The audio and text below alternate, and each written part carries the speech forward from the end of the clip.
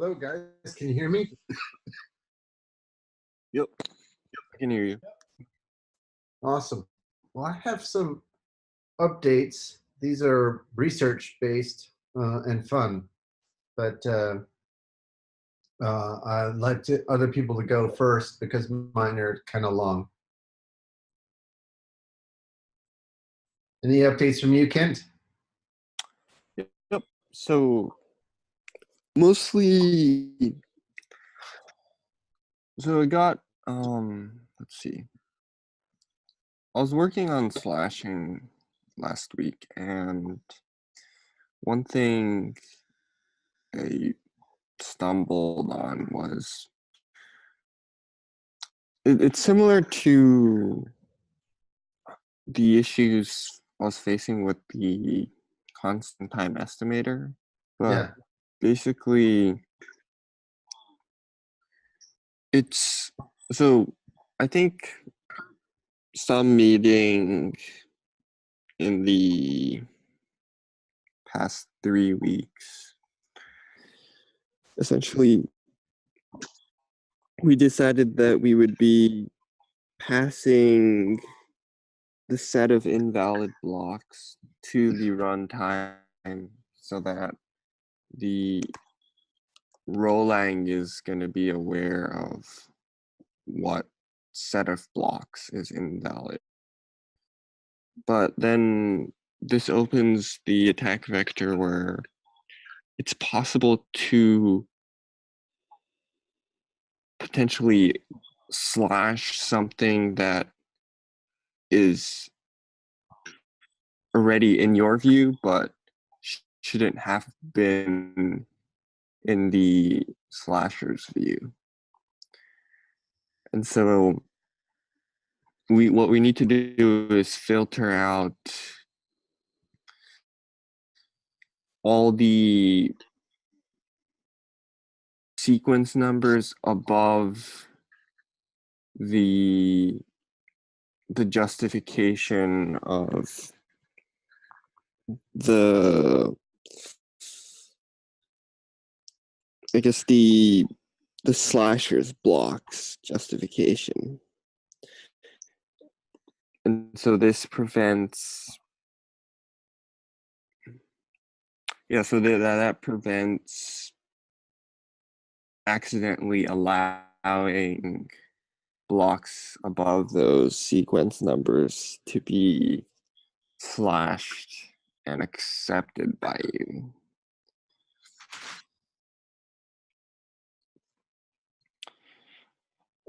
Understood. So yeah, that was, I guess, the major stumbling point. And so in some ways that means that, like,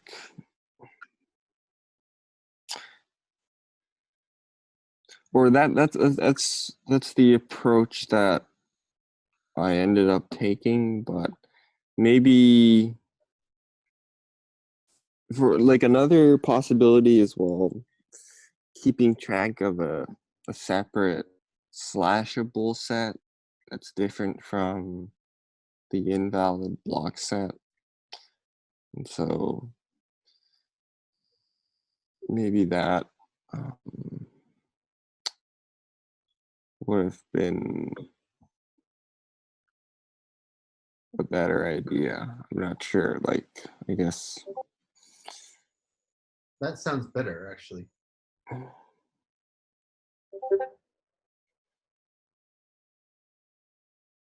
I see. So you would have like a map from validators to sets of block hashes, and you would compute them each step.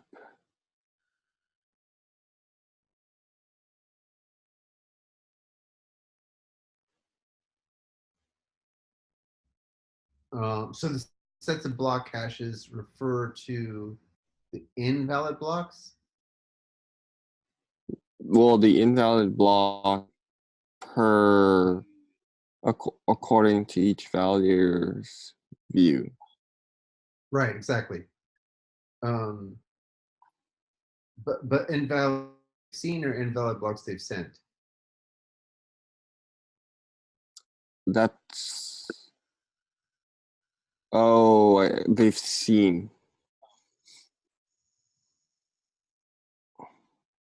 Right. Yeah, that's yeah, exactly. But I'm a little bit worried about something like this because someone could just write a variant of our client and have access to the filtered blocks. So we have to be Mhm. able to be resilient against that. Yeah, exactly. And that's why this issue came up. Yeah, I see. Okay.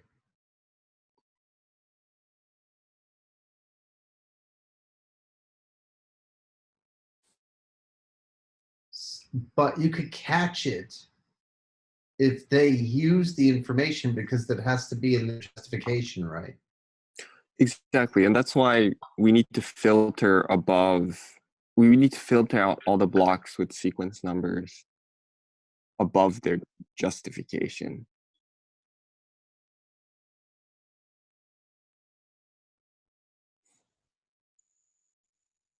Yes, that's right. Oh, that's right. But if they use it, if they use any of that information, then that's also a slashable offense, I guess. Oh no, it Yes, isn't. exactly. Why not? No, because they could be looking. Message arrival order is non-deterministic. They could be looking at stuff above. They could have a legitimate reason to be seeing stuff above.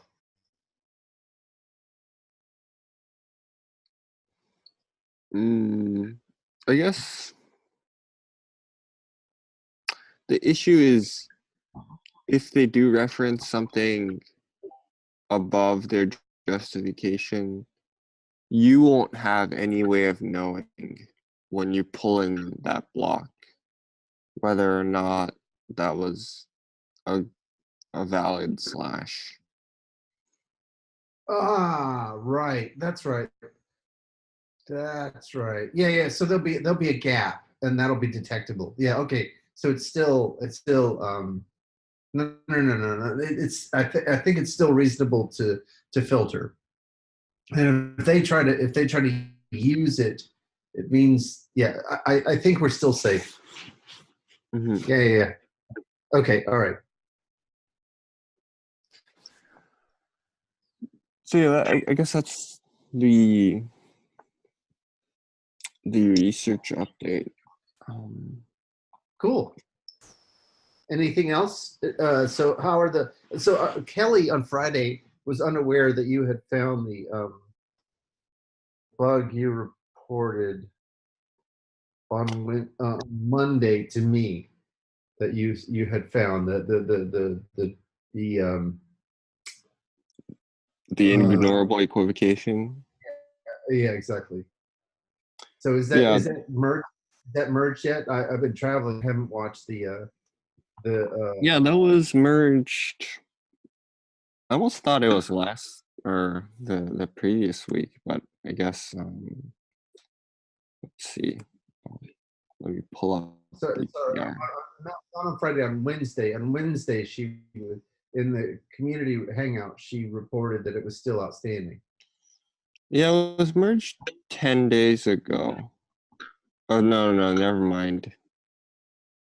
Yeah. 10 days ago. The the unit test went in 6 days ago. Oh, Okay, and then 4 days ago. 4 days ago. Okay, that would account for her not seeing it then. Well, but the unit test is it's only about well, okay, I guess it went in 10 days ago, so that should have been the end of story. But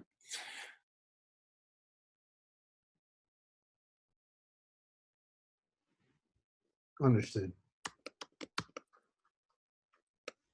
Okay. Well, we need to get on the same page so that she knows.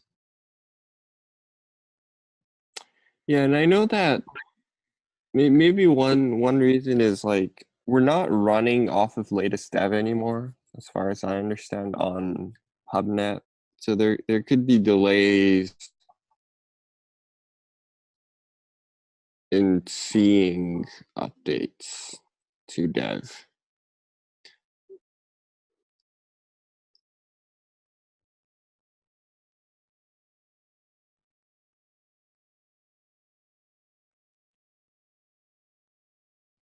Okay.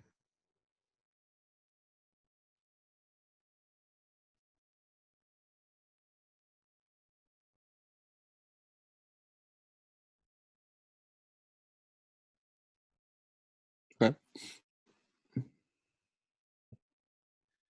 Any other updates? So a number of PRs were merged last week.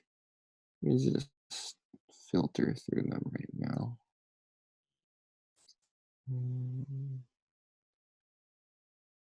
So, one of the things was I originally issued a PR to filter duplicate deploys based on the deployer timestamp pair, but I realized later that we don't quite have a reason to not allow the same deployer timestamp within the same block. And so we're going to switch to filtering based on duplicate signatures. And we still don't have I forgot what it's called. The replay attack, yeah. We don't have the issue of the replay attack because of the valid after block number. And essentially, if the valid after block number stays the same for 50 blocks, then the deploy would become expired. And so you would need to re-sign the transaction then.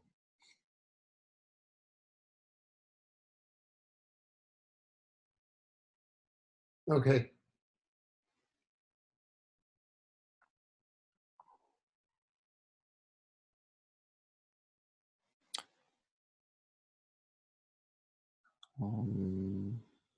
So that's good. Yep. That's really good. Cool. I guess we both understood that it was Good Friday, so we didn't meet on Friday. Also, we should probably find a time that's a little more friendly since you're now on the East Coast. I mean, the West Coast. Yep. Indeed. Okay. Yeah. So just Lilia, if one of us can reach out to Lilia, we can find a better slot. Sounds good. I can do that. Oh, awesome. Are people interested in a very researchy but fun update? Yes, sounds good to me. All right. I'm also going to be doing an art cast on this, so this is kind of like a prep. So I've got a draft document that I've been sharing with a few people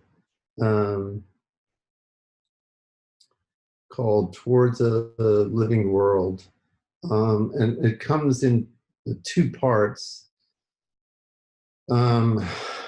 One talks about the programmable liveness, which I talked about here, but it recasts the programmable liveness results in terms of a discrete a way to give a discrete interpretation of the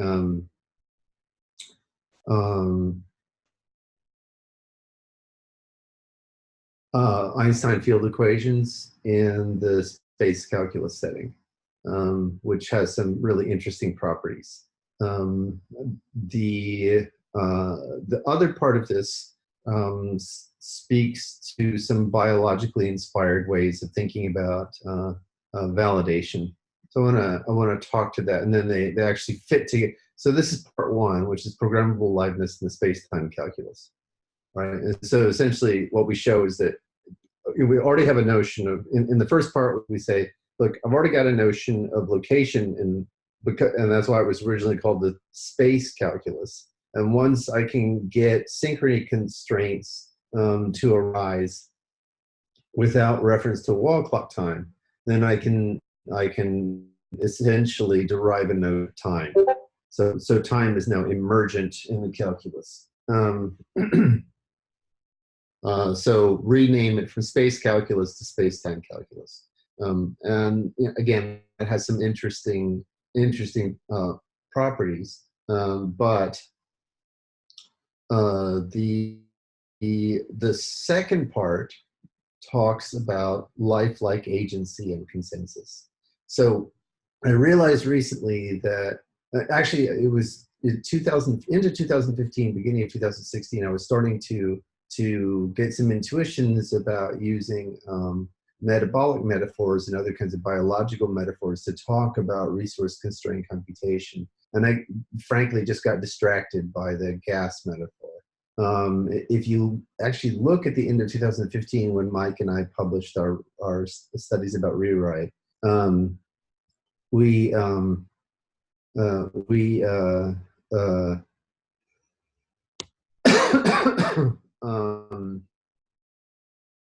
look at catalyst metaphor for preventing COM events under a prefix in the categorical interpretation.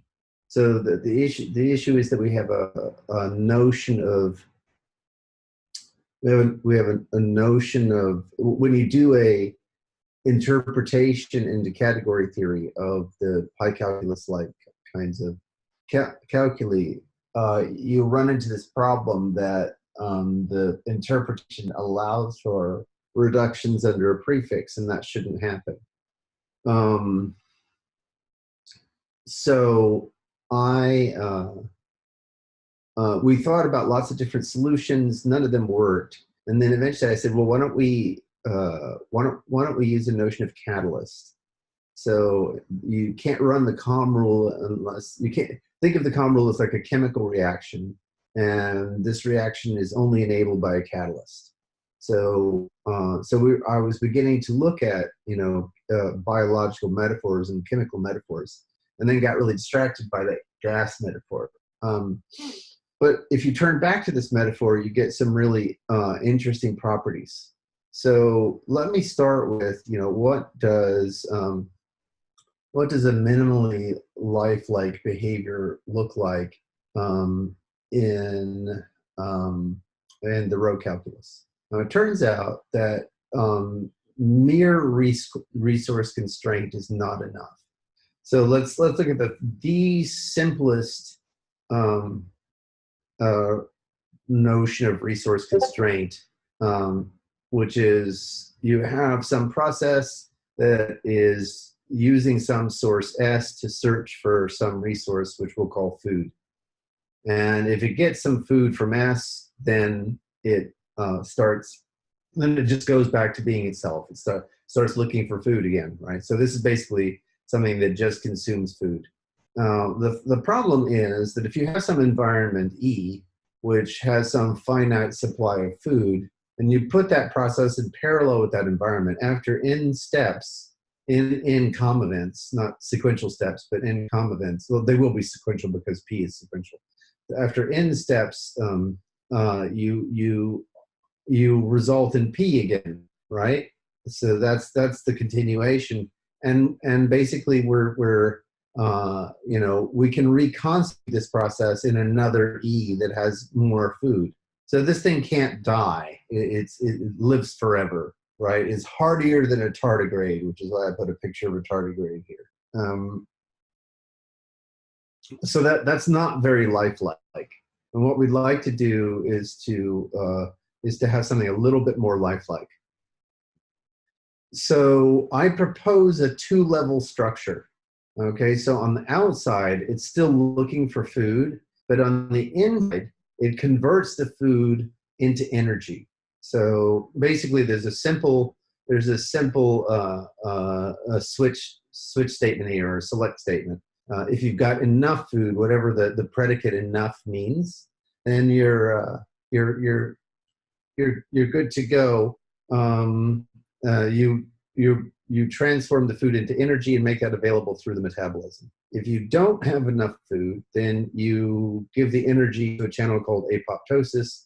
Apoptosis is a fancy biological name for, shutting down. So then you can run this decision-making process in parallel with a go, no go summation. Now remember, summation or selection is really syntactic sugar over top of a complicated R. So all of these processes could be run in parallel. They just have a little bit of coordination between them, so that one of them gets garbage collected if the other one goes. So essentially what will happen is you have a decision-making module and you have an action module. If you've got enough food, you convert it into energy and you keep going, because what will happen is that energy will be made on the metabolism channel. The process will pick it up on the metabolism channel, pick up that energy, and then keep going. Otherwise, the process will shut down, will go to zero. Right? Now, you might be wondering why 2-level and not 1-level. Right? Because this will do exactly the same thing. We search for food, we check and see if there's enough food, and if there is, we keep going. Otherwise, we shut down. Right? So why do I bother with this convert to energy thing? And the reason is because minimal lifelike behavior is not just about metabolically controlled continuation. It's also about autonomous reproduction. And notice, if we keep this decision procedure separate from what we do with the energy, then we can modify what we do with energy and be a little loosey-goosey about what continuation means. So here's management and here's workers, right? Management is saying, hey, we've got enough energy to continue. And the workers sometimes say, well, continuation is just, keep on working away in the mines. And sometimes they say continuation is, having a party, right? Having a baby, right? That's what this does. So this extra clause here is we get the energy from the metabolism, but there's another channel called reproduction. We go and see if there's any energy on that. And there's energy in the reproduction and the metabolism, right? So notice that these two are in competition for the energy on the metabolism. If there's any energy in the reproduction and metabolism, we sum the two energies. And if there's enough there, then we run the duplicator process, which I write about in the row calculus paper, on the process here, and then we get 2 of these things. So instead of just 1 P, we'll have 2 Ps, okay? So one agent will have 2 of them, right? So, and notice that this is very much like what happens in mammalian structure, for example, right? The child, and notice that if we don't have enough, instead of wasting the energy, we have siphoned the energy away from continuing in this, right? So we go ahead and put the energy we got from the food together with the energy that was already in reproduction back on the reproduction channel. So we're storing up energy for reproduction, right? So this literally is just like in the mammalian case, right? Where the gestation of the child is stealing energy from the mother, right? And that that kind of arrangement accounts for all kinds of programmed behavior in the reproductive side of a species, right?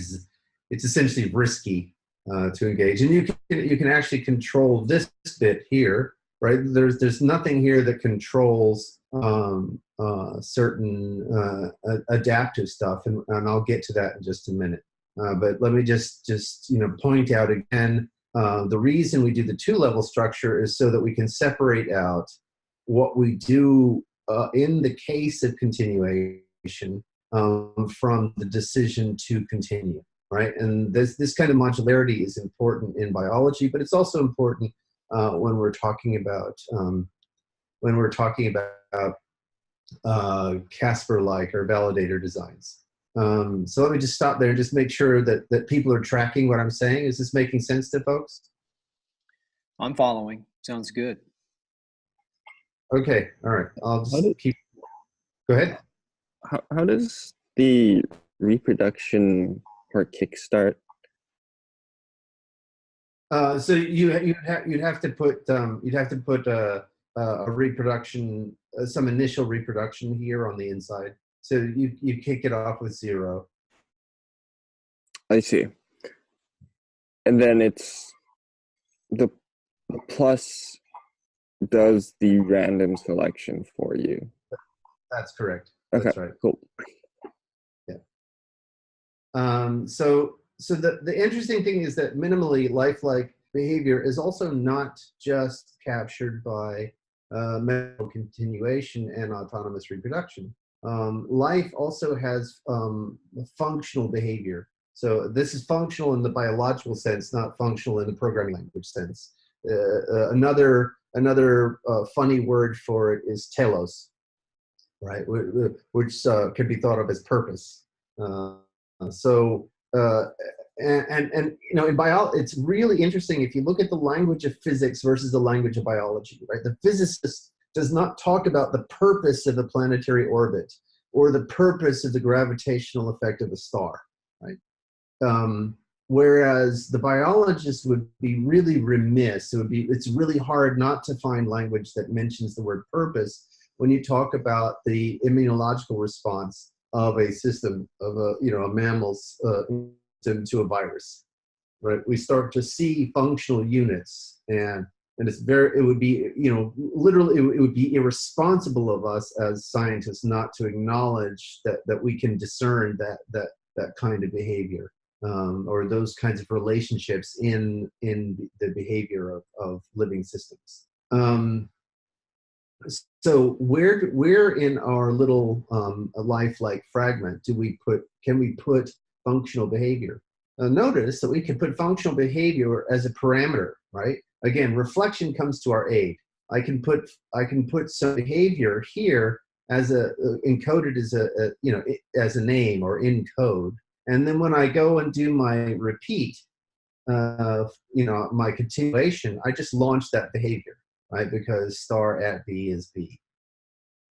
So that thing that it will, when it continues, it kicks off the functional behavior, like the spider weaving the web, right? So as a part of the spider's continuation, it uses the web to catch food, right? But there are other aspects of the web that relate to the spider and its environment. For example, it becomes an extended sensory apparatus for the spider.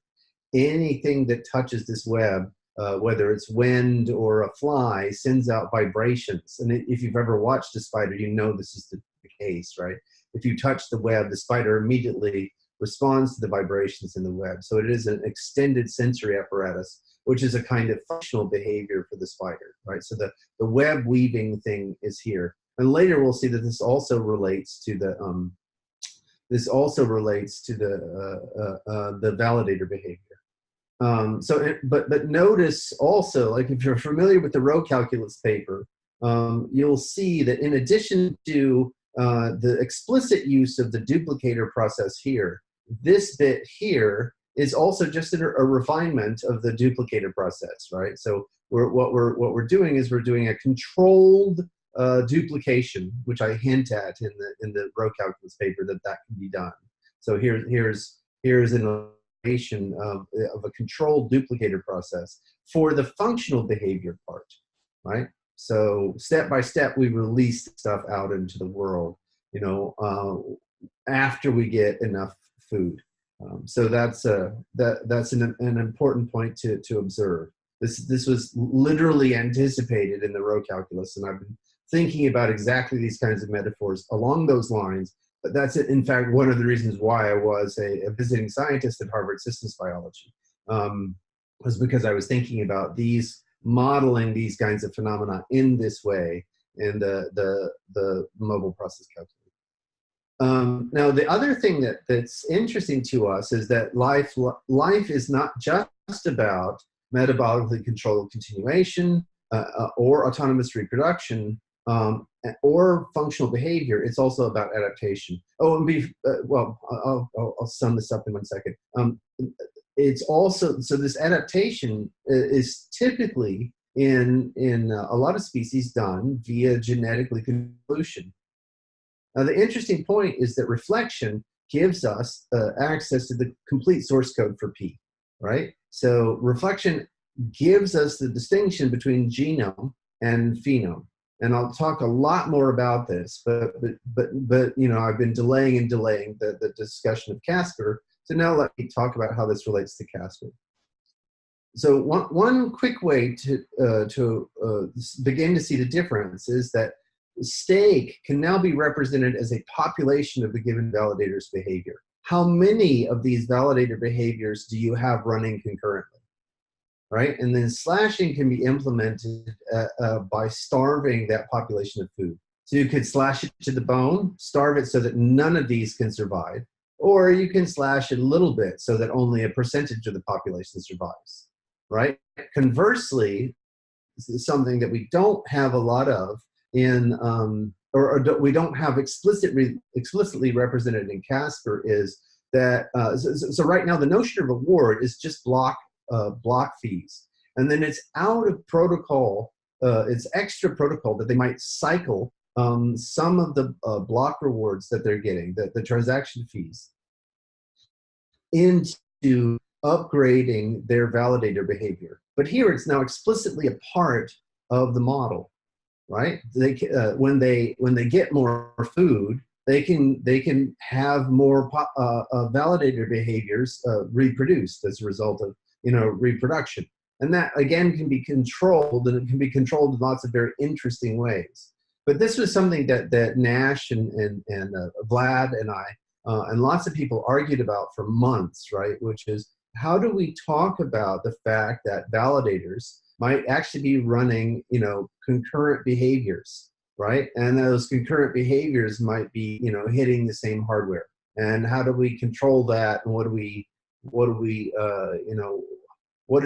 say in protocol versus out of protocol? So this is a step in the direction of explicitly acknowledging it in protocol that we are that we expect validators to be running lots of instances, and those instances may be running on the same hardware. And so that gives us a sense of, the security of the network, right? It can be less secure if they're running lots of instances, but all on one tiny piece of hardware, right? If all those instances are mapped onto corresponding pieces of hardware, then it's potentially a more secure network. So let me go through the metaphors very clearly, right? This is the token part. The food is the token part. This is the gas part. The energy and metabolism is the gas part. What I'm trying to argue is that this is a better, more flexible notion of how we should be thinking about the control of resources with respect to validator behavior and the things that they run. And I'll get into that in a little bit more detail. So this part is staking. Right? If you starve them, they will die. Right? So that's a slashing. If you reward them, then they will either continue or do something more than just continue. Right? They will potentially reproduce. Right? So that's the staking bit, and then the functional behavior bit is serving client requests, i.e. running smart contracts. There's your smart contract right there. And we didn't even think about smart contracts, right? We were just literally trying to follow the blueprint of life. And life has given us basically a harness that looks remarkably like a validator, like down to very tiny details. So I'm going to let you guys let that sink in for a minute and maybe have some questions percolate into the back, from the back of your mind to the front of your mind. And while that's going on, let me turn our attention to the.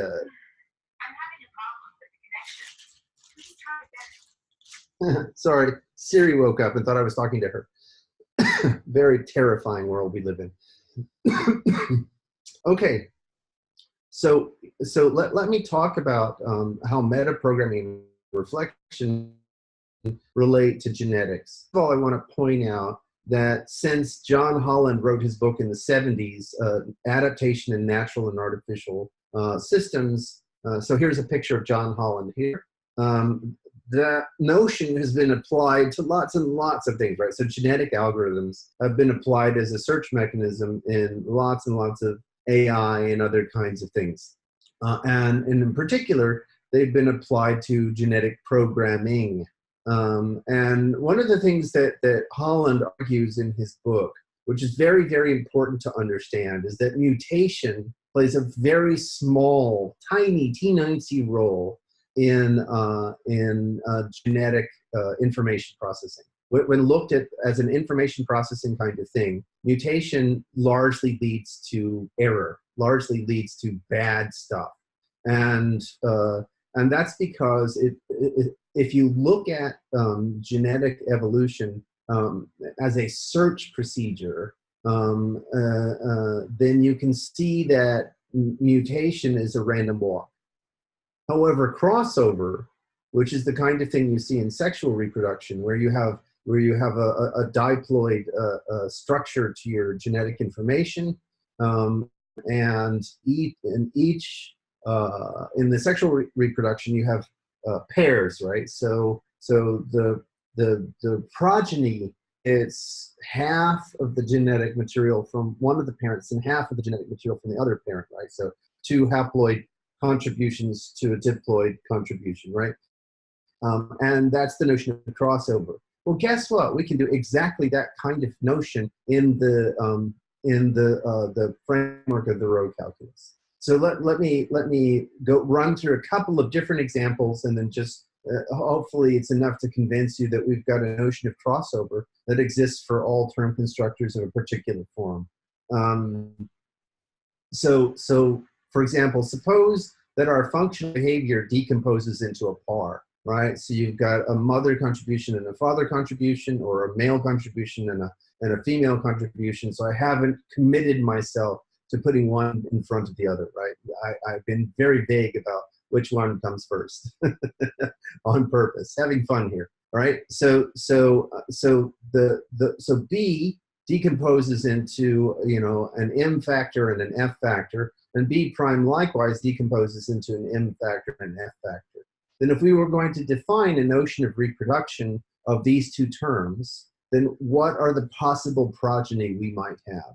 Well, you could take the M factor and the F prime factor, or you could take the M prime factor and the F factor, or you could take the M factor and the M prime factor, or you could take the F factor and the F prime factor. These are all the possible progeny using this split of B and B prime, right? And that gives you a notion of crossover. But it isn't just restricted to pars. So suppose I have a couple of 4 comprehensions, right? So now here are all the progeny we can form using these 2 4 comprehensions. So I can take an X prime and a P. I can take an X and a P prime. I can take an at P, right? And an P prime. I can take an at P prime and a P. I can take an X and a star X prime. I can take an X prime and a star X, or I can take an at P and a star X prime, or an at P prime and that should have been a star X. That's sorry, that's a typo. Apologies. Fix that right now. Oops. Okay. So and in general, similar constructions exist for all of the bipartite term constructors in the row calculus. And in fact, you can mix match, right? So you could have a K and a K prime. So you could have, for example, a par and a for comprehension, and define a reasonable notion of crossover there. So you can get crossover operators defined across the entire row calculus, and you can now use reflection to do genetic programming. Now, this is something. It's a point that seems to have been completely missed by the entire genetic programming community. I always looked for a paper that used reflection to do genetic programming, never saw a connection. In the mid 80s, I was so passionate about this that I drove out to the Santa Fe Institute, where Holland was a researcher, basically giving them just like a couple of days notice, and sat down with John Holland for a couple of hours talking about the notion of reflection and its relationship to genetic algorithms. We had a really interesting and fruitful conversation. He was very gracious, and we had a really fascinating talk. But I never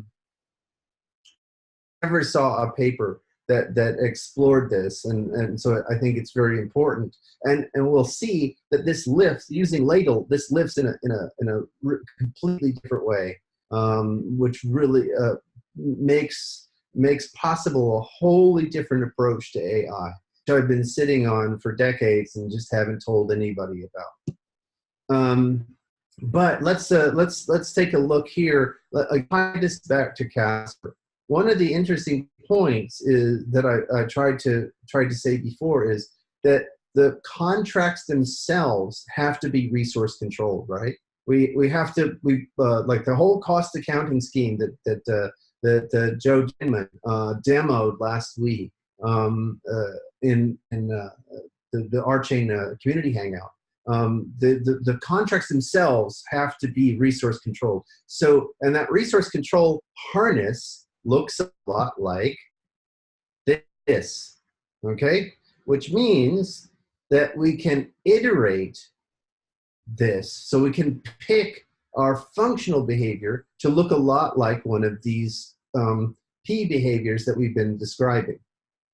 And then it can have, as an inner process, the substance of the contract, right? So there's a harness around the contract that is metabolically controlled, and then there's an inner part of it that's actually doing the work of the contract itself, right? And so notice that we've now got this nice reflective loop going on. And by the way, this is how reflection works. If you look at my design level thinking talks for the row calculus, so the circuit stuff, you'll see that reflection arises as a loop in the syntactic constructors. So it's literally a loop in a circuit. And we can iterate this idea for lifelike terms. So I can find a fixed point, say R of P, in which you build a P, your food source channel, and here is the R of P iterated again. All right, so it's validators all the way down. Instead of turtles, it's validators. Right, so that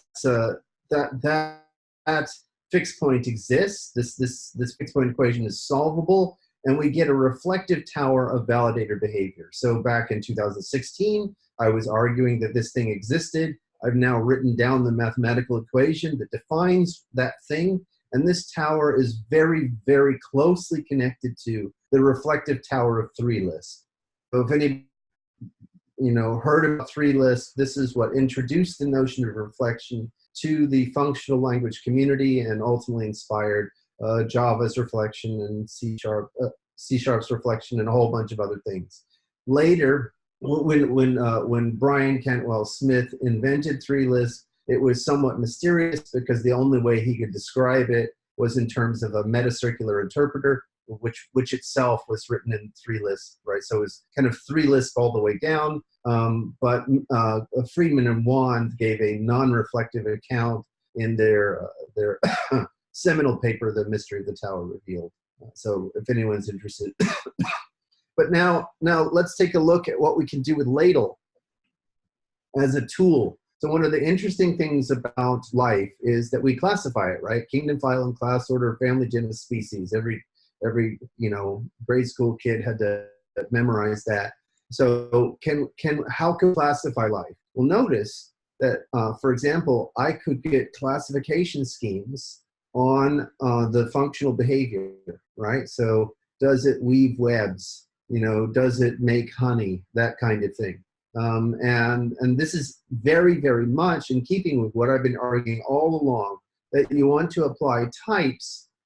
You want to apply types to the functional behavior that you submit to the harness, to the validator harness. So, and you can think about these types both as a runtime kind of thing and as a compile time type kind of thing. So compile time, you're only allowing, before you even, start running, things that match these kinds of descriptions. At runtime, you could use this as a filter, right? So you're filtering through things as a kind of query. More on that maybe in another talk. But the main point here is that we can also use this to classify lifelike behaviors, right? So it runs the other way. So we started to use life as a metaphor to help us out. To help us out in the design of Casper. And now we're saying, well, hey, we can actually use the design of Casper to help us reason about life as well. So to get across how powerful this can be and how this informs the notion of AI, if you use Ladle, you can implement crossover at the predicate level. And all I'm doing is lifting everything we just talked about before to the predicate level. Right, and that's because Ladle pulls all the term constructors up to predicate constructors. So everything they said about term constructors holds to be true of type constructors. What this means is we can now use genetic techniques to search for classification schemes. People should stop and let that sink in. You can use genetic techniques to search for classification schemes. So we can co-evolve the search for classifications with the evolution of terms. This has all kinds of applications in terms of genetic algorithms for terms. This can be used to auto-generate fuzzing structures, which we use extensively in testing. You can put it in. You can build a genetic algorithm which gets better and better tests, and I'll talk about that at another time. But this gives you if you compare this with deep learning, as an example of what I'm trying to say, deep learning is not compositional. You can't take a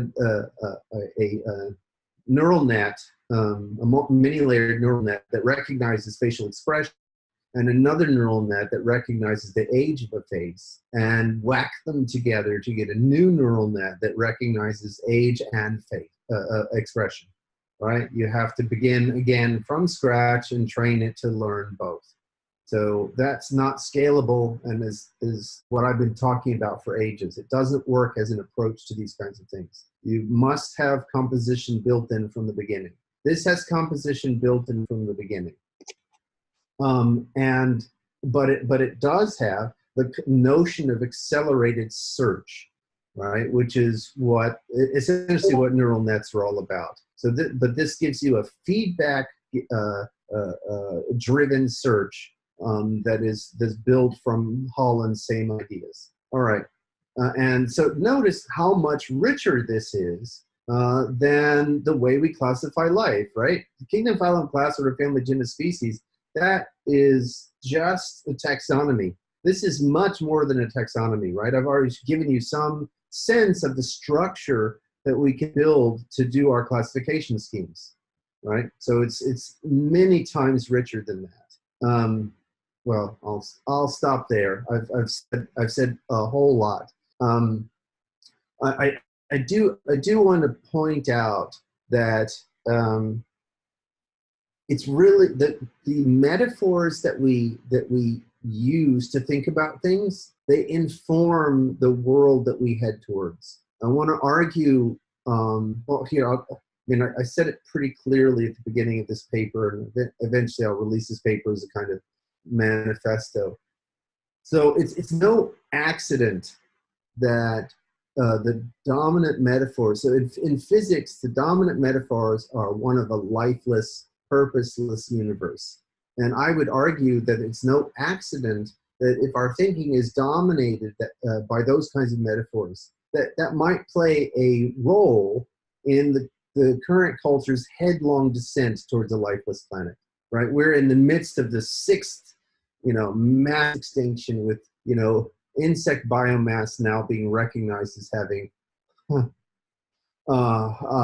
dropped precipitously in the last few decades. It's the kind of extinction level event from which we may not recover at all.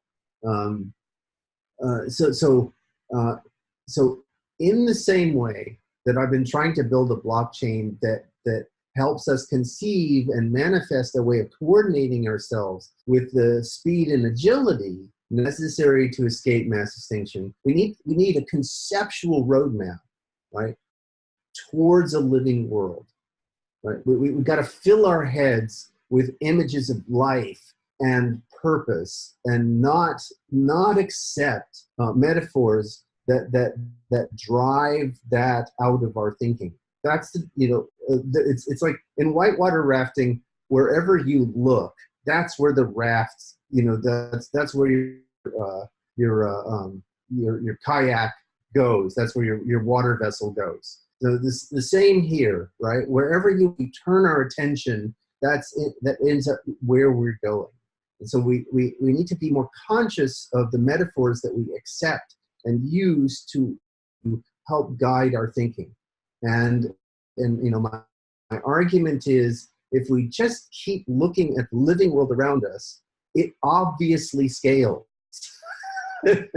So a lot of the big properties that we're seeking in our technological advances, if we just motivate them and organize them in a lifelike way, we're going to get a lot of good properties out of it. Okay, I'll shut up now and see if there's anything back.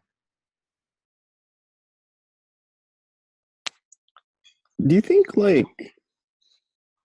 how you mentioned that neural nets don't scale, but do you not see the possibility where you could take independent networks and use their outputs as inputs and, I guess, get, in some sense, a composed network, if that makes sense?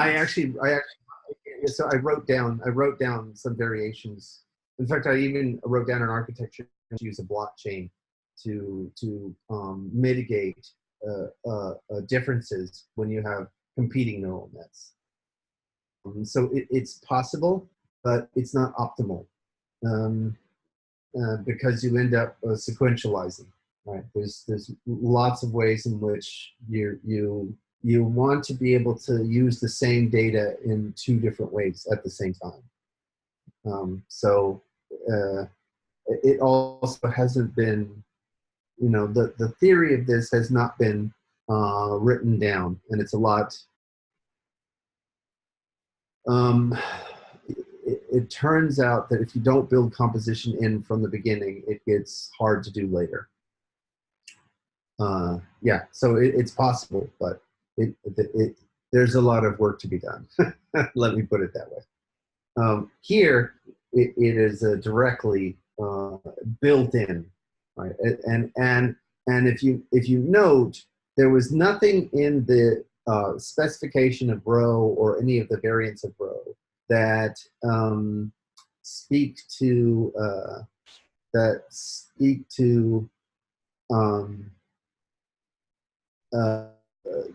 the genetic algorithms, right? I didn't say anything in the Rho paper about genetic algorithms. I get that application for free as a result of the close relationship between the essentially reflective relationship between genome and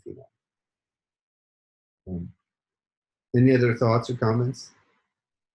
Since 2010, I've been hearing you talk about natural systems. Of course, now this is really taking it to the next level in terms of specification. I think of purpose in the universe as being an ecology, a mnemonic ecology, an information ecology, a meme, constructed of memes, the information universe.